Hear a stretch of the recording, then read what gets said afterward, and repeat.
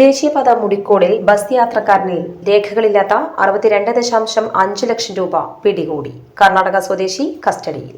നിയമസഭാ തെരഞ്ഞെടുപ്പിനോടനുബന്ധിച്ച് ജില്ലയിൽ പരിശോധന ശക്തമാക്കിയിരിക്കെ മുടിക്കോട് ദേശീയപാതയിൽ നടത്തിയ വാഹന പരിശോധനയിൽ വൻ തുക പിടികൂടി.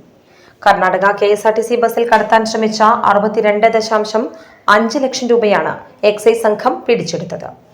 സംഭവവുമായി ബന്ധപ്പെട്ട് കർണാടക സ്വദേശിയായ ഉദയശങ്കറിനെ പോലീസ് കസ്റ്റഡിയിലെടുത്തു. ബുധനാഴ്ച രാവിലെ 7 മണിയോടെയാണ് സംഭവം. ബംഗളൂരുവിൽ നിന്ന് കൊച്ചിയിലേക്ക് വരികയായിരുന്ന ബസ് തൃശൂർ മുടിക്കോട് എത്തിയപ്പോൾ തൃശൂർ എക്സൈസ് സ്പെഷ്യൽ സ്ക്വാഡും എക്സൈസ് ഇന്റലിജൻസും ചേർന്ന് സംയുക്തമായി നടത്തിയ പരിശോധനയിലാണ് പണം കണ്ടെത്തിയത്.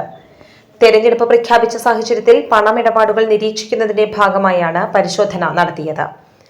കർണാടകയിൽ വസ്തുവിറ്റ പണമാണ് ഇതെന്നാണ് പിടിയിലായ ഉദയശങ്കർ ഉദ്യോഗസ്ഥരോട് പറഞ്ഞത്. എന്നാൽ ഈ അവകാശവാദം തെളിയിക്കുന്ന യാതൊരുവിധ രേഖകളും ഇയാളുടെ കൈവശം ഉണ്ടായിരുന്നില്ല. മതിയായ രേഖകളില്ലാത്തതിനാൽ പണം പിടിച്ചെടുത്ത അധികൃതർ കേസ് കൂടുതൽ അന്വേഷണത്തിനായി ആദായനികുതി വകുപ്പിന് കൈമാറുമെന്ന് വ്യക്തമാക്കിയിട്ടുണ്ട്.